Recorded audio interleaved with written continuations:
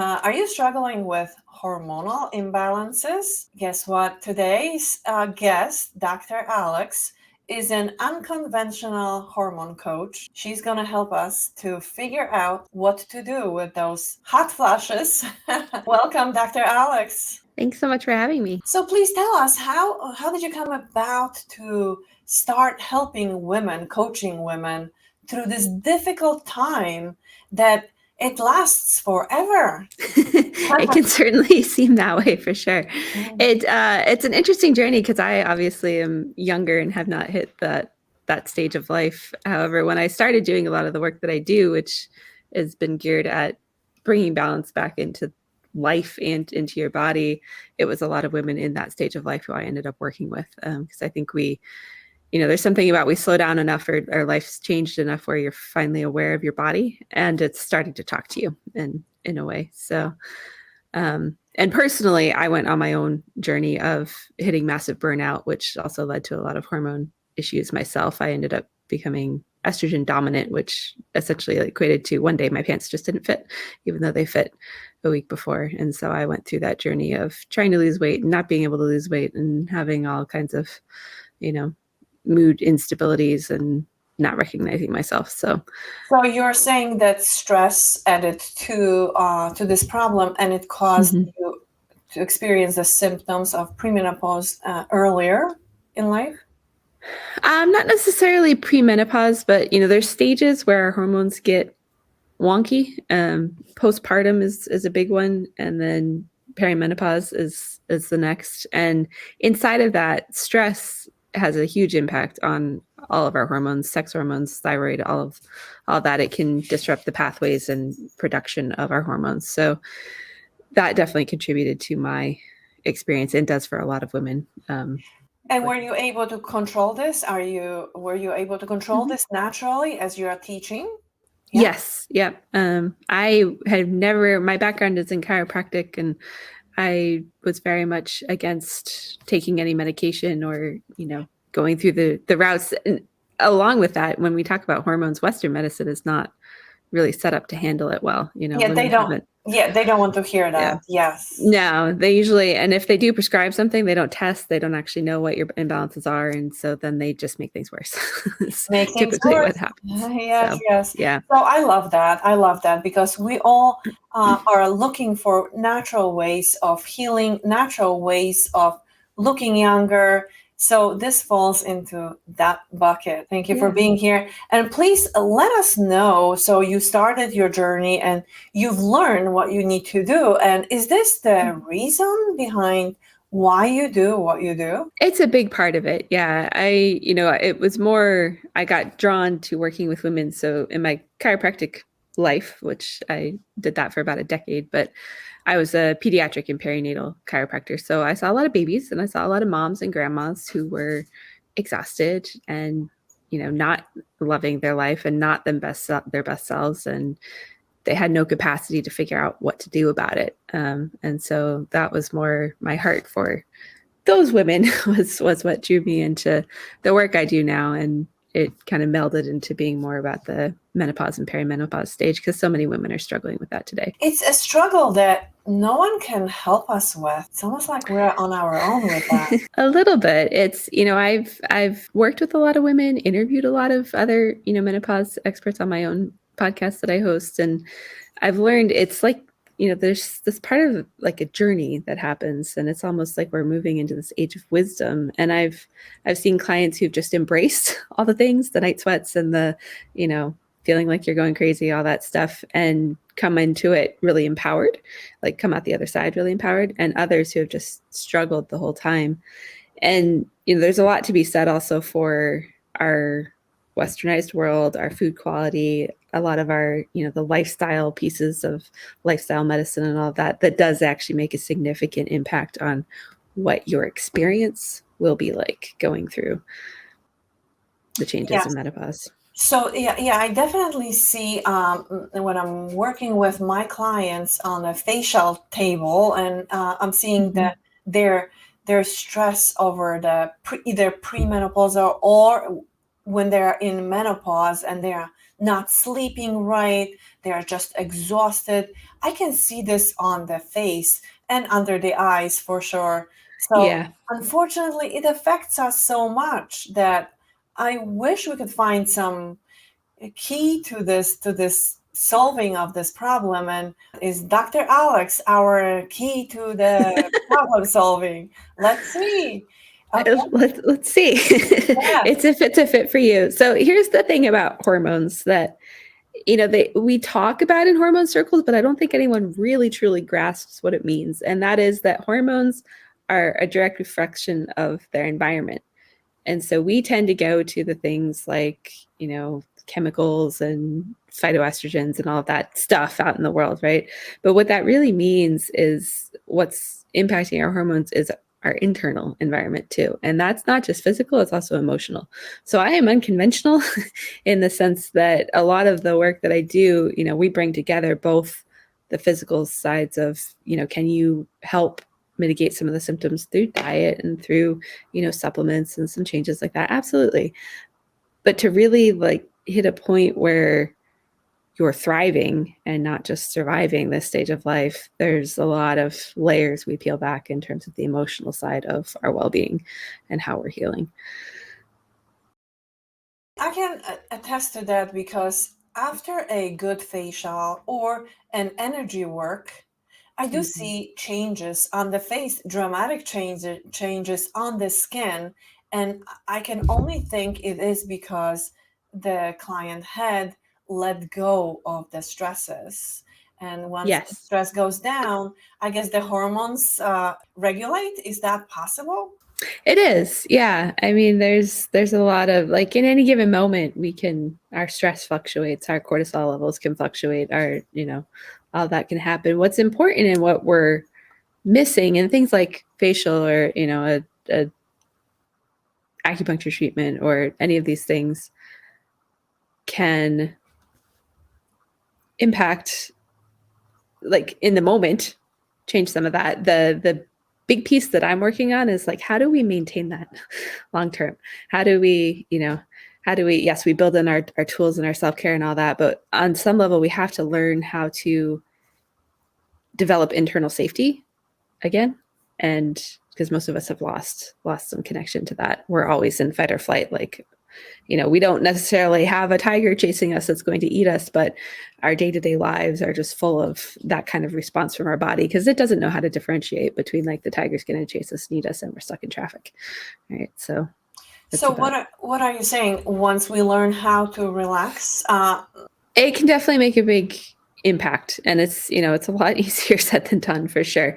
If you're already in the point where your hormones are changing, where you haven't had regular cycles for a while, where you're having the night sweats and having the weight come on and all of the mood swings, all of that, there are layers to what we need to do. There's ways to support increasing your hormone levels a little bit so that the symptoms aren't as dramatic. But for progesterone, for example, is one of those that is going to impact your night sweat experience.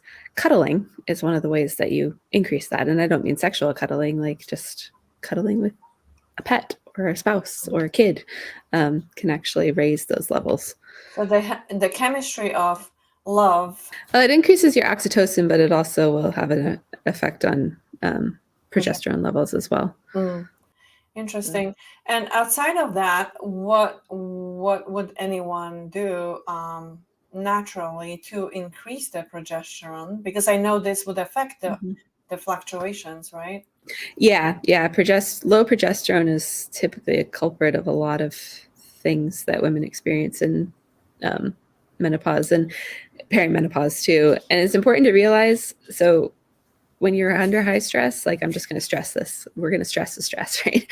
When we're under high stress, progesterone actually converts into cortisol.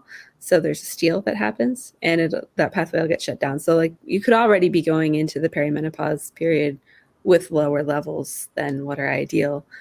And, so some of the other things that we can do, there's dietary things that make a difference, like chaste tree berry or Vitex is a supplement you can take that helps to bolster those levels.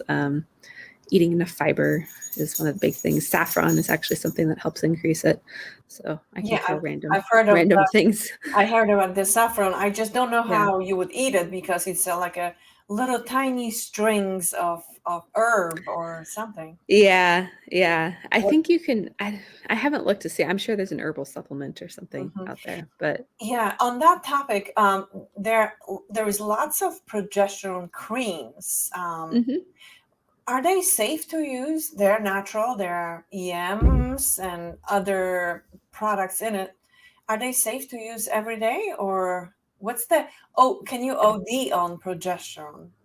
I mean, with anything, you can certainly throw yourself out of balance in the other direction. So, I've used, and with the caveat of, my background and my degree, I don't speak at all into, give me 1 second, into pharmacology in any way. So I don't deal with prescription. And with that, I have used some natural or like, the natural over the counter type creams and stuff you can get with my clients with some success. I think at that stage of life, it's going to be hard to push your progesterone so high that it's too high, just because we're losing, part of going through menopause is you're losing your levels. Same with, it's more of an issue with estrogen and keeping things in balance with estrogen. And so when you start to have weird weight things, that's where that ratio gets a little. If it's safe to say that you would like to see clients using progesterone cream at night before they go to bed or anytime during the day? It's definitely one of those things that helps. Most of my clients, I've used it at night. I'm not really attached to a certain time of the day necessarily. Some use it in the morning. It depends on what it is, like at night. Because you're saying that low progesterone affects the sleep, yes? It can, yes. Yeah. It can be one of those things that's causing hot flashes. So using it before you go to bed can potentially mitigate some of those symptoms. Right. So now that is under the belt, so we know we can just supplement somehow nutritionally or otherwise. But the estrogen part, what can we do with the estrogen? That one we have to be a little more careful with. You have to really be sure if it's a matter of, because you can have symptoms of, like I shared, I had estrogen dominance. And so one of the primary things with that is you blow up in your hips and belly and can't get the weight off. And the thing is, though, it can either be caused by estrogen actually being too high or by progesterone being too low or by both of them being normal, but estrogen being too low in relation to normal estrogen. And so there are supplements that you can take. There are things that you can do, but I really encourage people to be sure what they're dealing with before you go down the road of taking like a DIM or indole 3-carbinol is the main supplement that you use to just help the body metabolize estrogen. So, but before you do that, because you can mess yourself up more if your estrogen is actually not too high and it's more your progesterone, you have to know which thing you're addressing. Okay, so what are the tests to look for? Yeah, unfortunately, Western medicine is not very good at this. So, my favorite, and they actually don't give a ratio, but it gives you a lot of other information, is the Dutch test. I don't know if you're familiar with that one, but from Precision Analytical. And so they give you a really clear breakdown of how your body's metabolizing your estrogens, like what your levels are. It looks at pathways. It shows you all 3 estrogens and testosterone, and can also look at cortisol levels. So if someone comes to you with this problem and you send them to get that Dutch test done, then you get the results and you help them based on that, or what? How do you help people? So that's a piece of the pie. Like I might do targeted supplementation based on that. That we wouldn't just do in general, but there's also general things you can do, like eating 35 to 45 grams of fiber is going to help across the board. Avoiding things like sugar and caffeine and gluten generally will help with any kind of hormone imbalance. Are you saying sugar will help? No, avoiding it. Avoiding the sugar, the hormone spikes because of the extra sugar in the bloodstream. What about caffeine? Coffee is not good. When we're looking at trying to balance hormones, anything that's going to send your system up or down in an extreme is typically going to make it difficult to bring balance. So, there's a lot of research behind those things. Interesting. So you're saying fiber lots of fiber would help to normalize that Mm-hmm. for starters. And then Yep. someone like yourself who is helping people nutritionally or otherwise, sometimes you might be sending them to get a massage, right? Yeah. Yeah. There's the things that we do to de-stress that are helpful. Helpful, And yes. yeah, absolutely. Yes. Um, So stress is definitely one of the reasons. But once you are in the cycle, I mentioned earlier that there is a client that I have seen. She's now 70 and she's still struggling with hot flashes. That's just yeah. unbelievable. And you said that we are going to do, some of us will struggle. How long? I think the longest length I've heard is 16 years, but it can be I've heard up to 20. And if here's the thing with that though, like that window is huge. And like I said, we have a lot of lifestyle things that have just crept into our culture that we don't even recognize necessarily are messing with us, like the quality of our food or quality of our water or, you know, what's in the coffee we drink or any of that stuff. There's a lot of external stuff, right? That makes an impact. But like someone who's struggling with that long, it's, her progesterone's probably like almost non-existent at that point. So that becomes a point when you really need some extra support probably in order to get that At this under stage of control. life, she still would need the support. Yes. Potentially. Yeah. Mhm. Yeah. That's interesting. Okay, that's not good news. And that, it could be cuddling with if she's still got somebody around her, but finding like some of those things we talked about to bolster That's why we have dogs. Is progesterone. that why? That's what a part of why I have one.